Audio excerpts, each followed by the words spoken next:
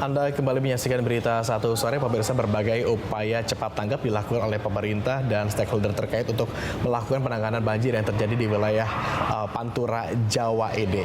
Beberapa update yang tadi sudah kita terima, ya ini adalah stasiun sudah kembali beroperasi normal, jumlah pengungsi sudah jauh berkurang. Kita coba terhubung kembali dengan Kepala BNPB Letjen TNI Suharyanto. Pak Suha. Silakan Mas, selamat sore. Sebelumnya sempat menyampaikan bahwa pemerintah daerah sudah menyampaikan laporannya kepada BNPB terkait apa saja, Pak Suha, yang dibutuhkan oleh masing-masing daerah untuk.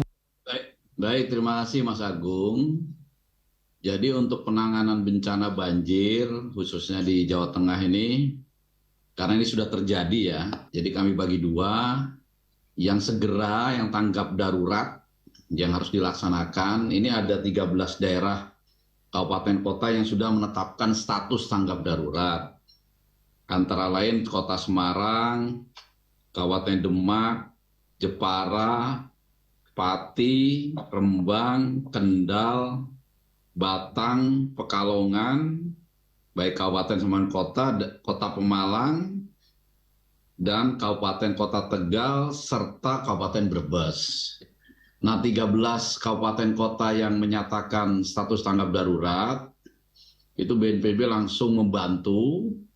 Yang pertama membantu anggaran operasional tanggap darurat. Masing-masing kabupaten mendapat bantuan 250 juta. Kemudian juga kita memberikan bantuan logistik yang langsung bisa dimasak di dapur umum. Dan logistik yang bisa dikonsumsi oleh pengungsi. Masing-masing kabupaten kota ini mendapat 100 juta nilainya. Tentu saja ini akan berkembang terus sesuai kebutuhan di lapangan.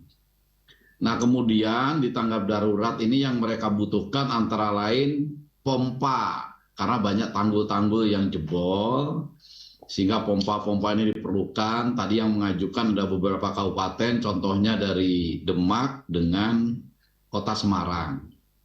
Kemudian perahu karet. Ini rata-rata para bupati itu minta perahu-perahu karet yang kecil. Ternyata memang BPBD, baik provinsi, kabupaten kota sudah punya sebetulnya perahu-perahu karet, tetapi rata-rata punyanya yang besar. Nah, mereka membutuhkan yang lebih kecil, yang bisa masuk ke kampung-kampung atau ke ganggang.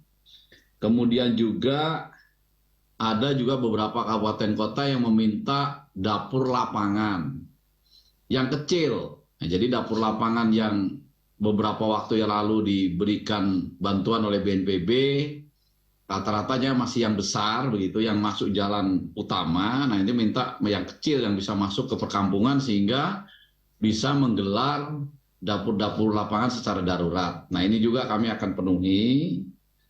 Kemudian untuk jangka menengah dan panjang, ini kami juga tadi sudah berkoordinasi dengan para pemimpin daerah, laksanakan mitigasi, pencegahan, ukurannya nggak usah muluk-muluk.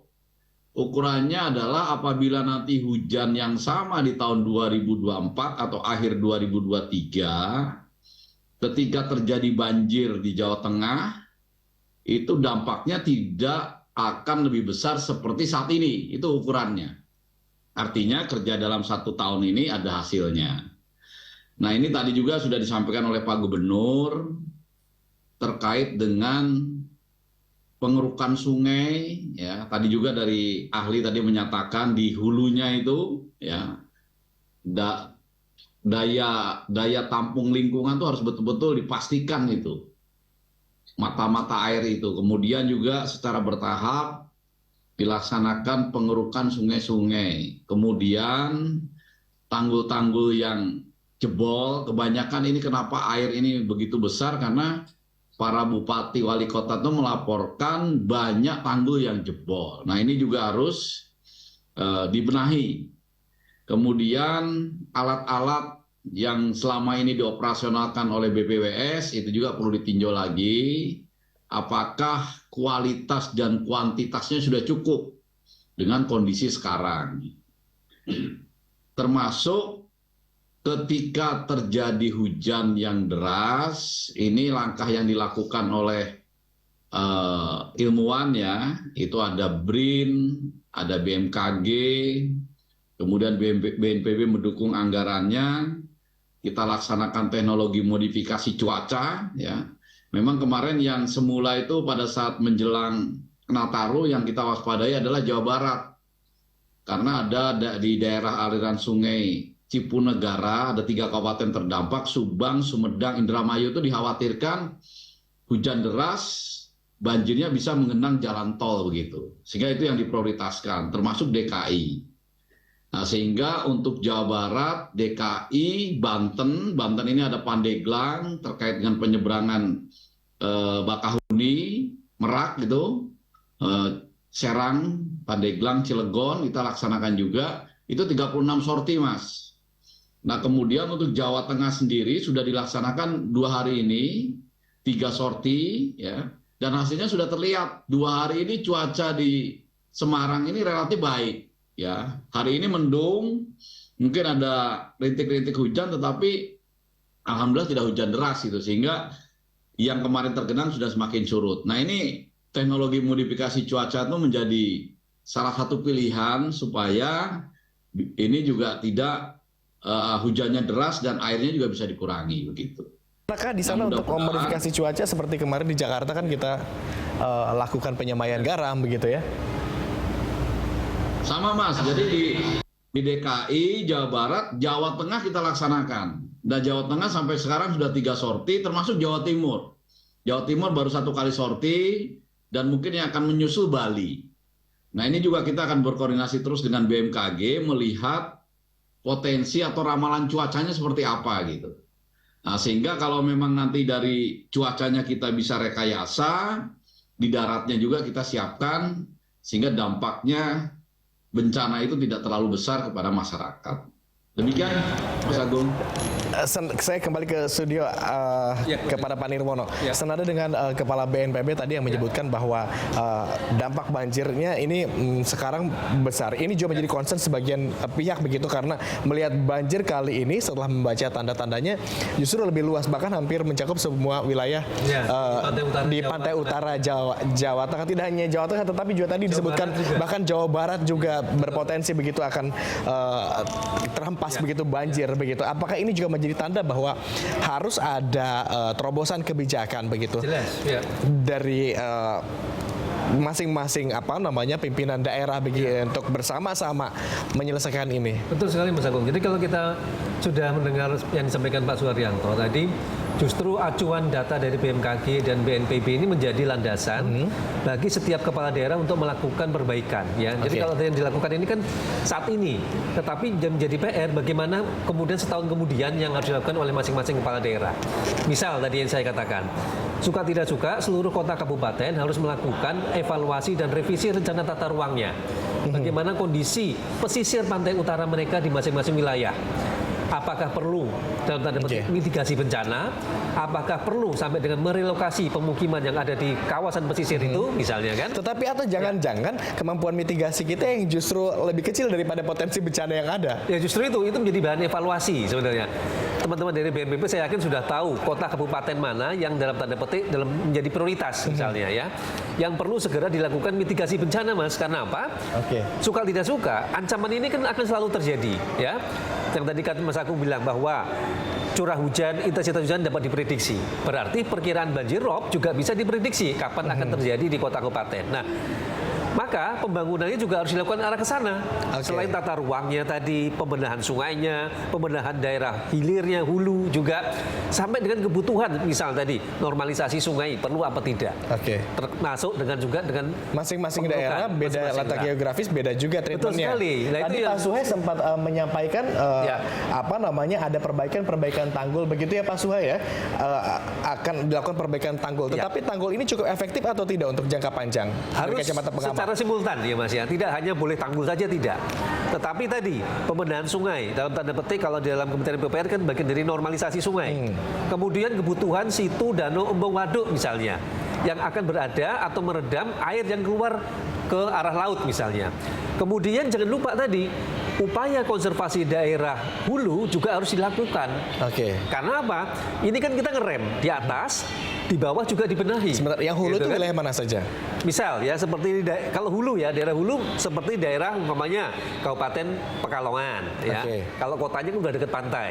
Kemudian Kabupaten Brebes ya, itu juga dari pantai sampai dengan ke daerah pegunungan misalnya. Jadi ini yang menjadi catatan 13 kota kabupaten harus segera melakukan upaya mitigasi Oke, bencana. duduk bersama-sama. Kita Ya. konfirmasi kepada Pak Suha kalau begitu. Pak Ya. Suha, Anda bahkan datang jauh-jauh begitu untuk memastikan penanganan bencana ini berjalan dengan baik langsung ke Semarang.